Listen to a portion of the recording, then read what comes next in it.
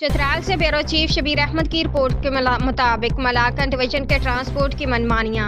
Chitral to देर कराया 1700 रुपये, fielder गाड़ियां 2200 रुपये ले रहे हैं और देर अड्डा से तेमर गराह तक फिल्डर गाड़ियां 1200 ले रहे हैं। चित्राल टू डायरेक्ट तेमर गराह 3000 ले रहे हैं, तेमर गराह टू चित्राल 2500 ले रहे हैं। ये चित्राल आवाम के साथ सरासर ज्यादा है, ट्रांसपोर्ट वाले कोई पूछने वाला नहीं। ट्रैफिक मजिस्ट्रेट सोए हुए हैं। ट्रांसपोर्ट के नरखनामों पर अमल नहीं हो रहा, लिहाजा तमाम एसी साहबान से गुजारिश करते हैं कि ट्रांसपोर्ट के मुनाफाखोरों को लगाम दी जाए, आवाम को रिलीफ दिया जाए। ट्रांसपोर्ट ड्राइवर हजरात चित्राल के आवाम को लूट रहे हैं।